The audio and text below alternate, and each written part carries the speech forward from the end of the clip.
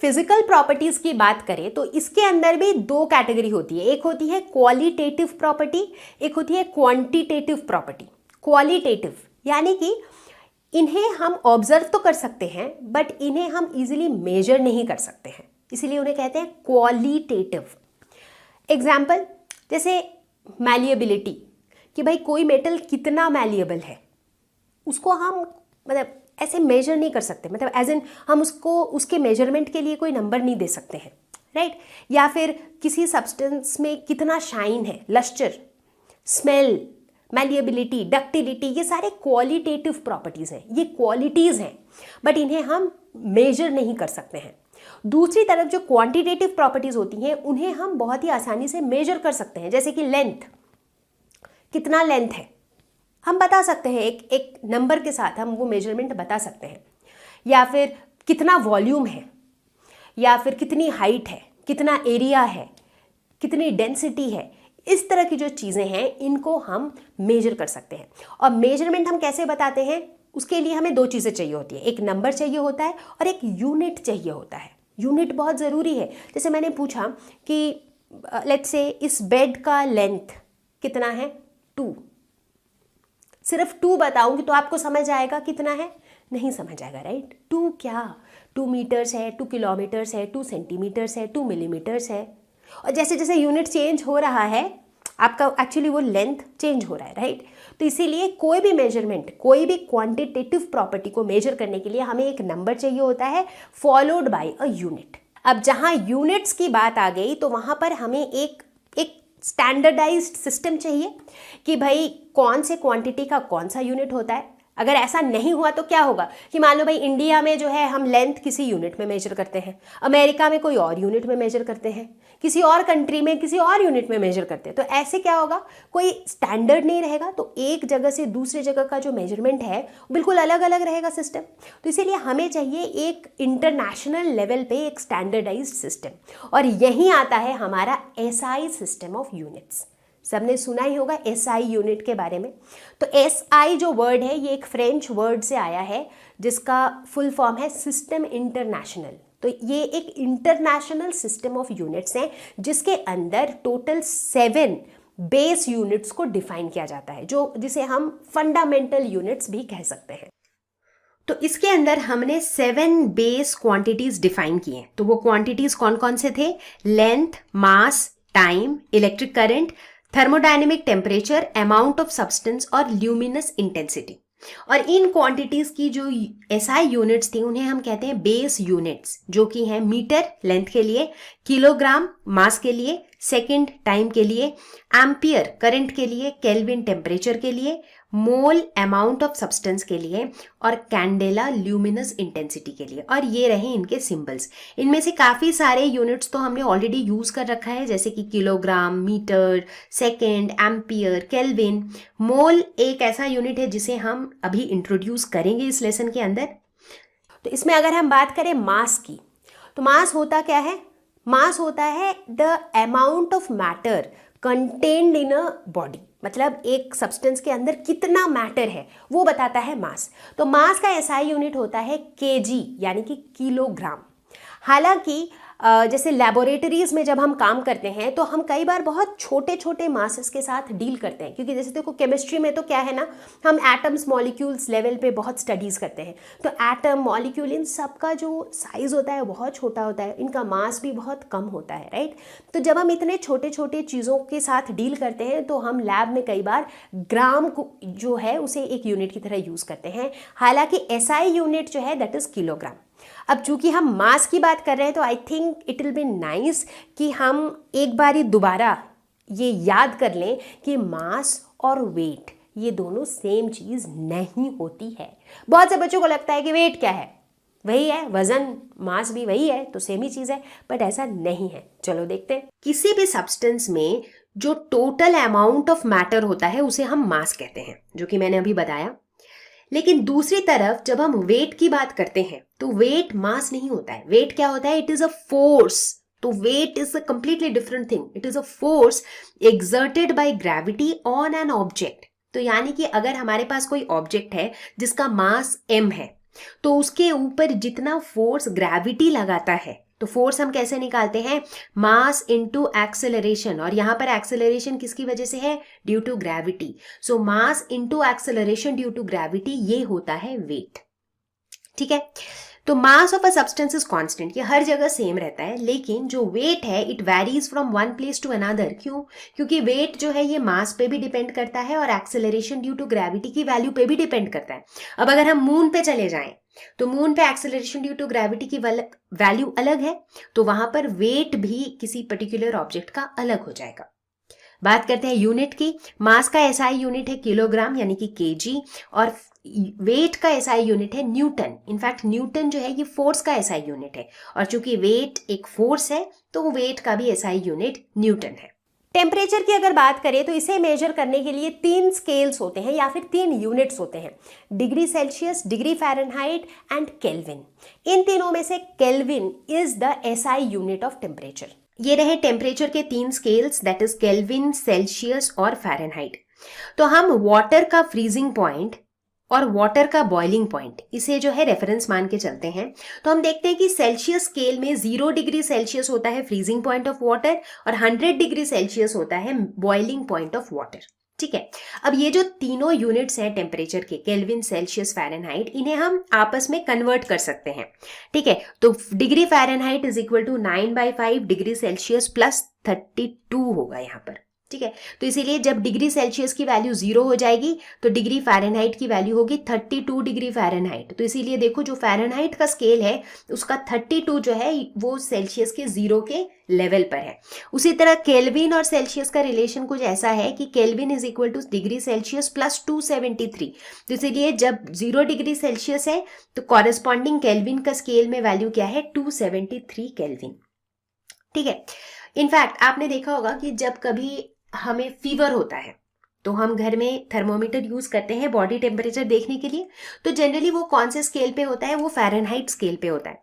देखा होगा कि भाई बहुत तेज बुखार हो, जब 102 103 बुखार हो जाता है हम कहते हैं बहुत तेज बुखार है, तो ये 102 103 क्या है, इट इज 102 और 103 डिग्री फ़ारेनहाइट, क्योंकि फ़ारेनहाइट स्केल में 98.6 हमारा नॉर्मल बॉडी टेम्परेचर है।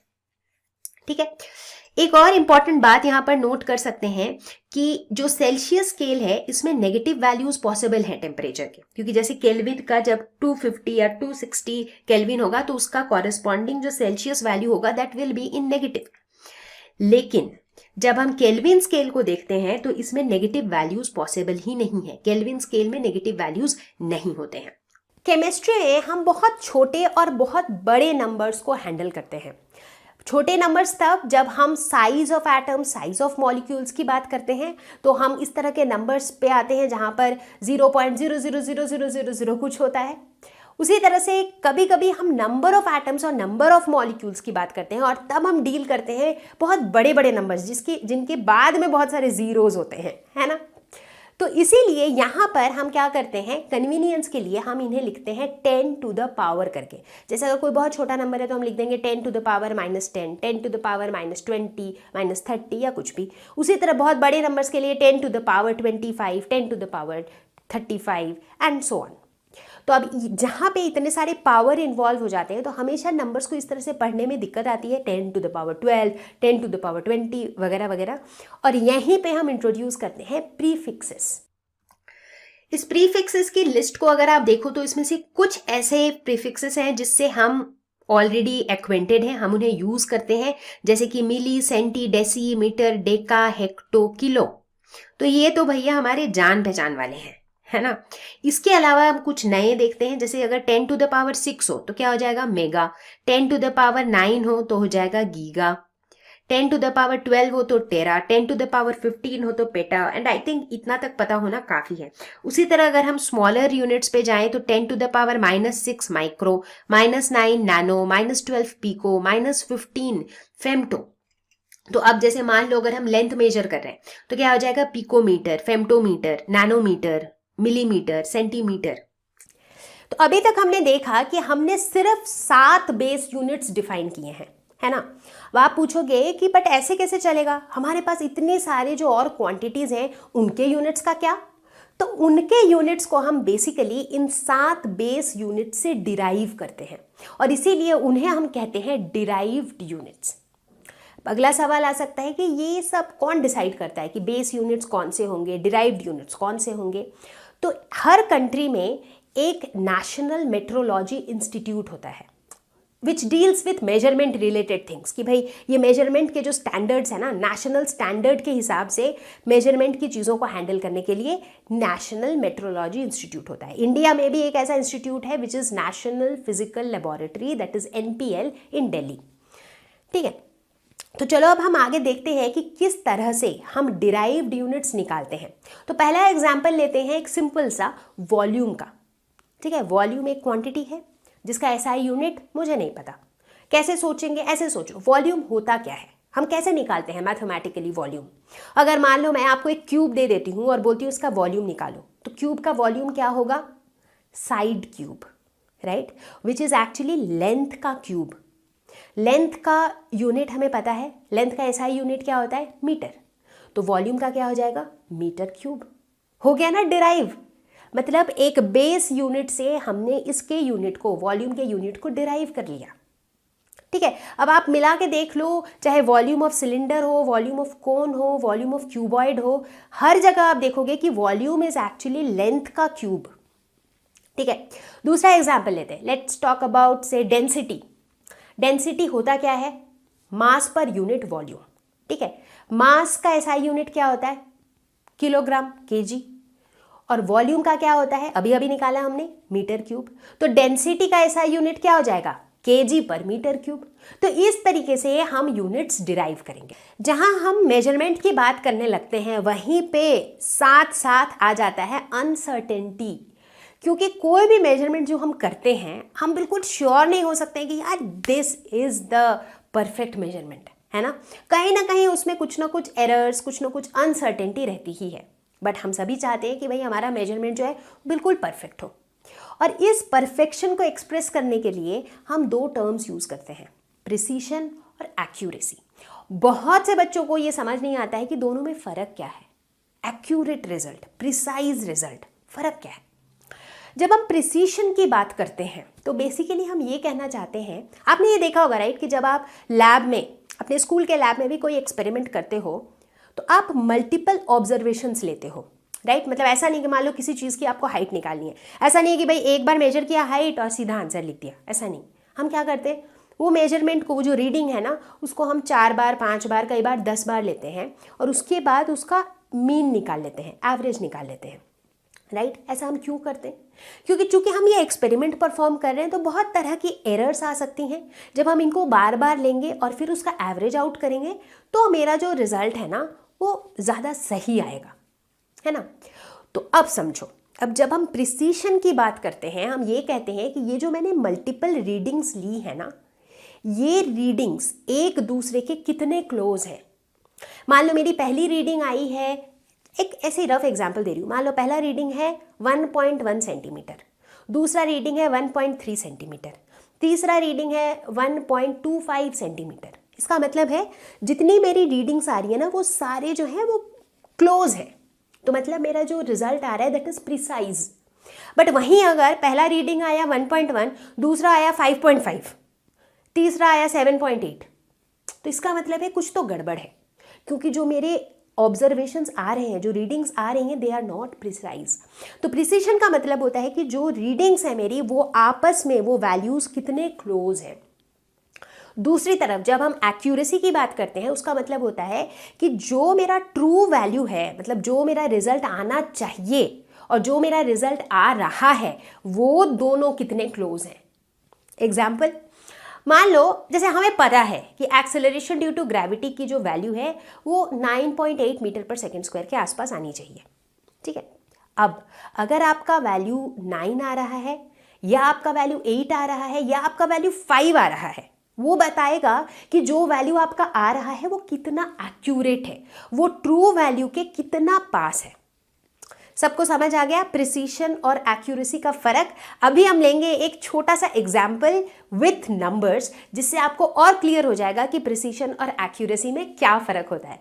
एक एग्जाम्पल लेते हैं। यहाँ पर मान लो क्लास में 4 बच्चे हैं, रमेश, सुरेश, रोहित और राकेश। ठीक है। और इन चारों बच्चों ने कोई एक्सपेरिमेंट परफॉर्म किया है स्कूल के साइंस लैब में, और उस एक्सपेरिमेंट का जो आउटपुट आना चाहिए, जो डिजायर्ड वैल्यू है, दैट इज 3। कुछ भी एक्सपेरिमेंट किया, मान लो किसी चीज की हाइट निकाली है या कुछ भी किया है जिसमें 3 आना चाहिए आउटपुट। तो बच्चों ने क्या किया कि 2 सेट ऑफ मेजरमेंट्स लिए, यानी कि 2 राउंड ऑफ मेजरमेंट्स लिए, ये राउंड 1 और राउंड 2। उसके बाद सबके जो भी मेजरमेंट्स आए उसका एवरेज यानी कि मीन निकाल लिया। ठीक है।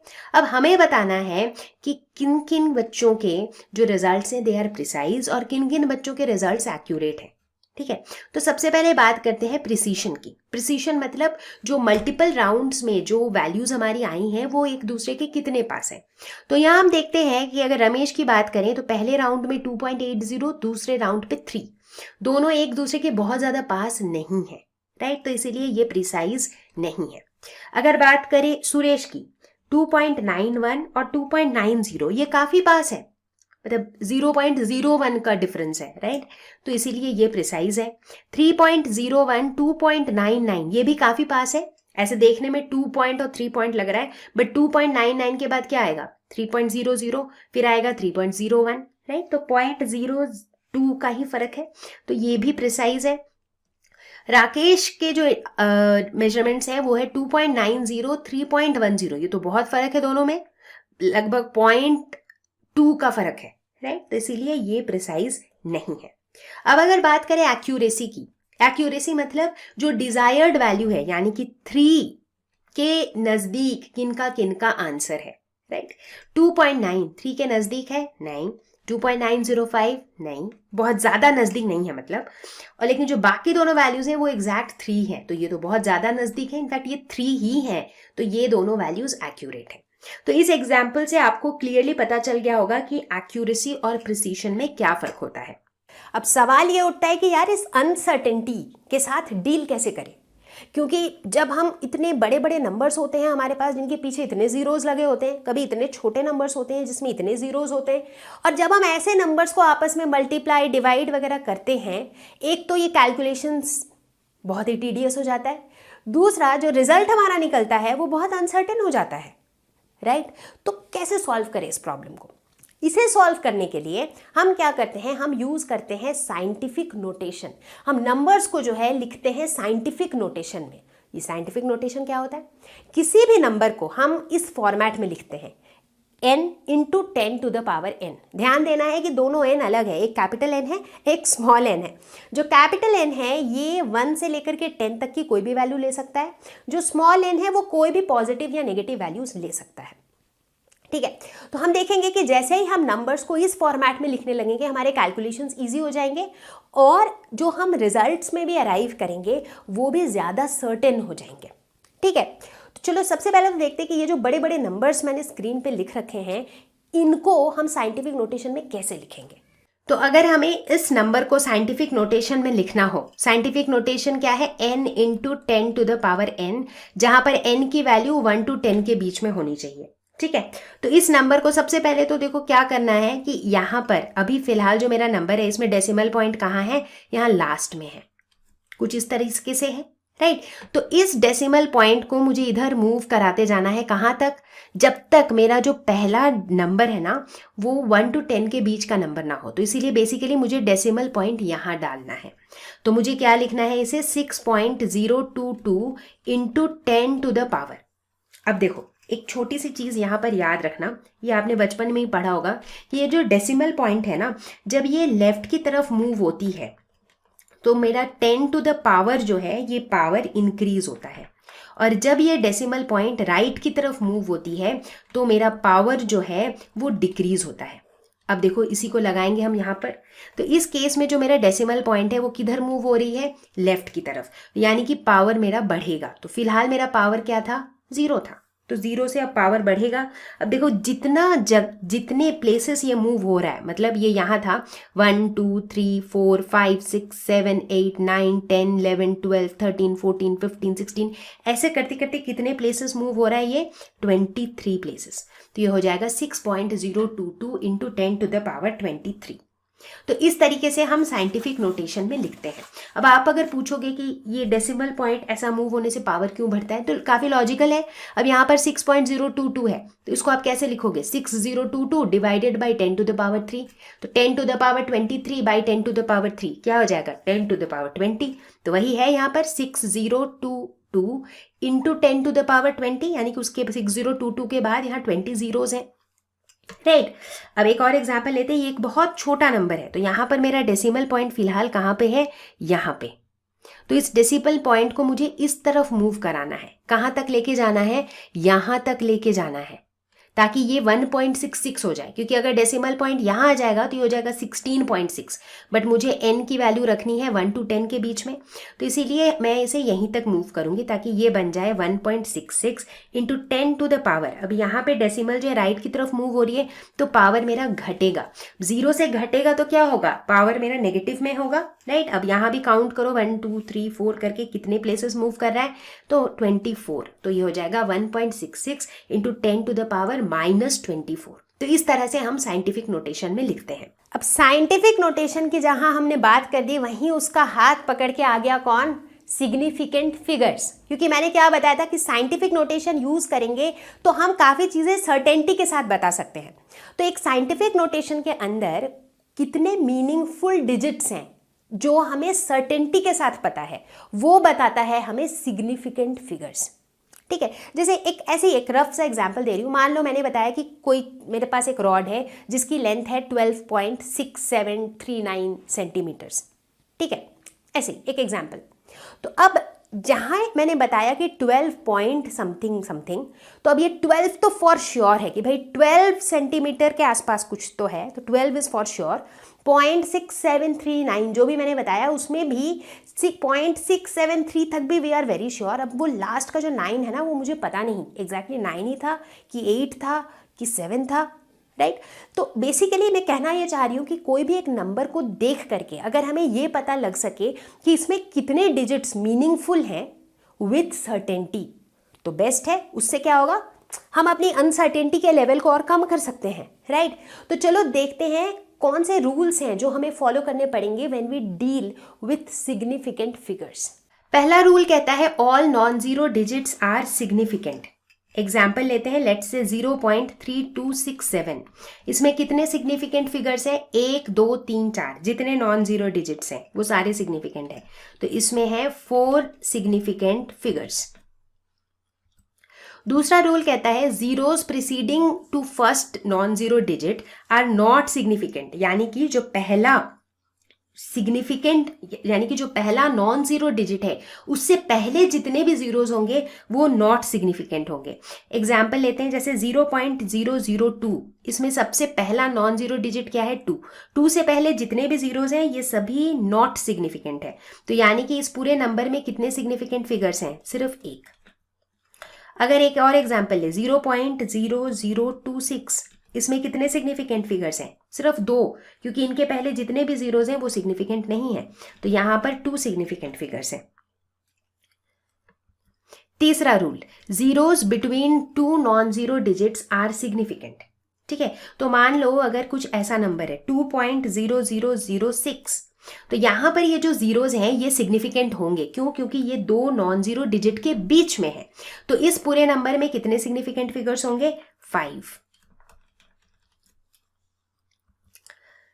फोर्थ रूल कहता है कि जीरोज एट द एंड और right of a number are significant provided they are on the right side of the decimal point, ठीक है। तो ये कहता है कि अगर किसी भी नंबर के लास्ट में जीरो है तो वो तभी सिग्निफिकेंट होंगे अगर वो जीरोज जो है वो डेसिमल पॉइंट के राइट साइड पर है, ठीक है ना, अगर वो डेसिमल पॉइंट के राइट साइड पर है। तो एग्जाम्पल लेते हैं, मान लो 260.50, इसमें कितने सिग्निफिकेंट फिगर्स हैं, 265, तो ये 3 तो पक्का ही है क्योंकि ये नॉन जीरो डिजिट्स हैं। ये वाला जीरो भी सिग्निफिकेंट है क्योंकि ये 2 नॉन जीरो डिजिट के बीच में आता है। लास्ट वाला जीरो भी सिग्निफिकेंट है क्योंकि ये लास्ट में आता है, तो क्या हुआ, ये डेसिमल पॉइंट के तो राइट में आता है, तो यानी कि इसमें 5 सिग्निफिकेंट फिगर्स हैं, ठीक है। अगर 2.600 की बात करें, इसमें कितने सिग्निफिकेंट फिगर्स हैं? इसमें 4 सिग्निफिकेंट फिगर्स हैं, क्योंकि ये भी जो जीरोज हैं ये डेसिमल पॉइंट के राइट में आता है। 0.600 की अगर बात करें, इसमें कितने सिग्निफिकेंट फिगर्स हैं? इसमें 3 सिग्निफिकेंट फिगर्स हैं, क्योंकि ये वाला जो जीरो है ये सिग्निफिकेंट नहीं है, ये क्योंकि डेसिमल से पहले आ रहा है, मतलब फर्स्ट नॉन जीरो डिजिट के पहले आ रहा है, तो ये सिग्निफिकेंट नहीं है ना। तो अब अगर हम लास्ट वाला रूल देखें जो कहता है कि exact numbers have an infinite number of significant figures. Exact numbers मतलब जैसे 260, इसमें कितने सिग्निफिकेंट फिगर्स हैं? बहुत से बच्चे कहेंगे 3, 2, 6 और 0। बहुत से बच्चे कहेंगे 2 और 6, राइट। बट यहां पर मेरा डेसिमल पॉइंट कहां पे है? यहां पे है, करेक्ट। और इस डेसिमल पॉइंट के बाद मैं 0 डाल सकती हूँ अपने मन से, और अपने मन से मैं कितने भी 0 डाल सकती हूँ, क्योंकि 260 और 260.00, 260.0000, 260.000000, ये सब कुछ का सेम ही मतलब है। और हमने क्या पढ़ा है कि जो भी 0 नंबर के लास्ट में रहता है लेकिन डेसिमल पॉइंट के राइट में रहता है, वो सब सिग्निफिकेंट होता है। तो यहां पर उस हिसाब से कितने सिग्निफिकेंट फिगर्स हैं? Infinite number of significant figures हैं भाई। तो इसीलिए जितने भी एग्जैक्ट नंबर्स होते हैं, they have infinite number of significant figures. अब सिग्निफिकेंट फिगर्स को दिमाग में रखते हुए ऑपरेशन के रूल्स देखते हैं, यानी कि एडिशन, सब्ट्रैक्शन, मल्टीप्लिकेशन, डिवीजन के रूल्स देखेंगे। सबसे पहले बात करेंगे एडिशन और सब्ट्रैक्शन की, ठीक है। ये रूल कहता है कि the result can not have more digits to the right of the decimal point than either of the original numbers, ठीक है। तो मान लो हमारे पास दो नंबर्स हैं, 0.326 और 1.2, और हमें इन दोनों को ऐड करना है, ठीक है। तो जो पहला नंबर है इसमें कितने डिजिट्स हैं to the right of the decimal point? 3 digits. इसमें 3 डिजिट्स हैं आफ्टर डेसिमल पॉइंट। 1.2 जो कि हमारा दूसरा नंबर है, इसमें कितने डिजिट हैं आफ्टर डेसिमल पॉइंट? सिर्फ 1, ठीक है। दोनों को अगर ऐड करें तो कितना आएगा? 1.526। बट मेरा आंसर क्या होगा? आंसर तो इस रूल के हिसाब से होगा। रूल कहता है कि result can not have more digits to the right of the decimal point than either of the original number. तो दोनों ओरिजिनल नंबर में से एक के में डेसिमल के बाद 1 डिजिट है, दूसरे में डेसिमल के बाद 3 डिजिट है। तो बेसिकली आंसर में जो है डेसिमल के बाद 1 डिजिट ही हो सकता है, उससे ज्यादा नहीं हो सकता है, ठीक है। तो मेरा आंसर हो जाएगा 1.5, ठीक है। अब देखते हैं कि मल्टीप्लिकेशन और डिवीजन के टाइम पे कैसा रूल होता है। तो ये रूल कहता है कि in these operations the result must be reported with no more significant figures as are there in the measurement with few significant figures. मतलब अगर मान लो हम 0.326 को मल्टीप्लाई करते हैं 1.2 से, ठीक है, तो 0.326 में कितने सिग्निफिकेंट फिगर्स हैं? 3 सिग्निफिकेंट फिगर्स हैं। 1.2 में कितने सिग्निफिकेंट फिगर्स हैं? 2 सिग्निफिकेंट फिगर्स हैं, ठीक है। दोनों को मल्टीप्लाई किया तो मेरा आंसर आया 0.3912, ठीक है। बट जो मेरा फाइनल आंसर होगा वो कितना होगा? फाइनल आंसर में इन दोनों में से जो मेरे दो नंबर्स मैंने मल्टीप्लाई किए थे उसमें से जिस नंबर में लेस सिग्निफिकेंट फिगर्स हैं, मेरे फाइनल आंसर में भी उतने ही सिग्निफिकेंट फिगर्स होने चाहिए। तो इसमें लेस किस में है? इसमें है 1.2 में। तो यानी कि मेरे फाइनल आंसर में भी 2 सिग्निफिकेंट फिगर ही होने चाहिए। तो मेरा फाइनल आंसर क्या हो जाएगा? 0.39। कई बार हमारे सामने एक ऐसी सिचुएशन भी होती है जिसमें हमें एक सिस्टम ऑफ यूनिट्स को दूसरे सिस्टम ऑफ यूनिट्स में कन्वर्ट करना पड़ता है। एग्जाम्पल लेते हैं, जैसे मान लो अगर मैं बात करूं मास की, तो मैंने बताया कि एसआई यूनिट क्या है? किलोग्राम है। अब किलोग्राम को ग्राम में, मिलीग्राम में, इन सब में कन्वर्ट करना काफ़ी आसान है क्योंकि ये एक ही सिस्टम के यूनिट्स हैं, राइट। आप 10 से 100 से मल्टीप्लाई डिवाइड करोगे और वो एक दूसरे में कन्वर्ट हो जाएंगे। लेकिन अगर मैं एक दूसरे यूनिट की बात करूं, जैसे कि पाउंड, पाउंड भी मास का ही यूनिट है। जैसे आपने सुना होगा कि जैसे केक वगैरह खरीदने जाओ तो वहाँ पे कई बार लोग पाउंड भी यूज़ करते हैं कि 1/2 पाउंड का केक, 2 पाउंड का केक, राइट, वहाँ पे यूज़ होता है ये पाउंड। अब है तो दोनों ही मास के यूनिट्स, बट दोनों डिफरेंट सिस्टम ऑफ यूनिट्स हैं। बट इन्हें भी हम कन्वर्ट कर सकते हैं यूजिंग डायमेंशनल एनालिसिस, ठीक है। सिर्फ मास ही नहीं, जैसे अगर मैं डिस्टेंस की बात करूं तो हमारा एसआई यूनिट क्या है, किलोमीटर, बट माइल्स जो है वो भी एक डिस्टेंस का यूनिट है और हम इन्हें भी आपस में कन्वर्ट कर सकते हैं। तो डायमेंशनल एनालिसिस का जो ये मेथड है इसे यूनिट फैक्टर मेथड भी कहा जाता है। तो हम देखेंगे कि इस मेथड में जो है ना, हम यूनिट्स को एग्जैक्टली नंबर्स की तरह ट्रीट करते हैं, मतलब हम यूनिट्स को भी मल्टीप्लाई डिवाइड वगैरह कर सकते हैं। तो चलो कुछ एग्जाम्पल्स देखते हैं। अब अगर आपको 3 इंचेस को सेंटीमीटर में कन्वर्ट करना हो, क्या करेंगे? पहले तो हमें ये पता होना चाहिए कि भाई 1 इंच कितना सेंटीमीटर होता है, इसीलिए इसे हम कहते हैं यूनिट फैक्टर मेथड। एक यूनिट वाला जो रिलेशन है ना, वो उसको हम यूज में लेते हैं। तो 1 इंच इज इक्वल टू होता है 2.54 सेंटीमीटर। तो 3 इंचेस कितना हो जाएगा? ये हो जाएगा 2.54 centimetre divided by 1 inch multiplied by 3 inches. और मैंने क्या बताया था कि हम जो है ना डायमेंशनल एनालिसिस में जो हमारे यूनिट्स हैं इनके भी ऑपरेशंस वैसे ही करते हैं, इन्हें भी मल्टीप्लाई डिवाइड उसी तरीके से करते हैं, राइट। तो ये मेरा क्या हो जाएगा, ये एक तरीके से आप समझ लो ये इंच कैंसिल आउट हो गया। तो 2.54 इंटू 3 क्या हो जाएगा, 7.62 सेंटीमीटर। एक और एग्जाम्पल लेते हैं कि 2 डेज को आपको सेकेंड्स में कन्वर्ट करना है। अब हमें क्या पता है कि 1 day is equal to 24 hours. हमें ये भी पता है कि 1 hour is equal to 60 minutes और 1 minute is equal to 60 seconds. That means 1 hour is equal to 60 into 60 seconds, ठीक है ना। तो 24 आवर्स कितना हो जाएगा, ये हो जाएगा 60 into 60 seconds divided by 1 our into 24 hours. तो ये क्या हो जाएगा, 60 इंटू 60 इंटू 24 सेकेंड्स। ये क्या हो जाएगा, 24 आवर्स इज इक्वल टू इतना सेकेंड्स। 24 आवर्स क्या होता है, 1 डे। तो यानी कि 1 डे इज इक्वल टू इतना सेकेंड्स। तो फिर 2 डेज कितना हो जाएगा, 2 डेज हो जाएगा 60 into 60 into 24 seconds divided by 1 day into 2 days. तो ये क्या हो जाएगा, 60 इंटू 60 इंटू 24 इंटू 2 सेकेंड्स।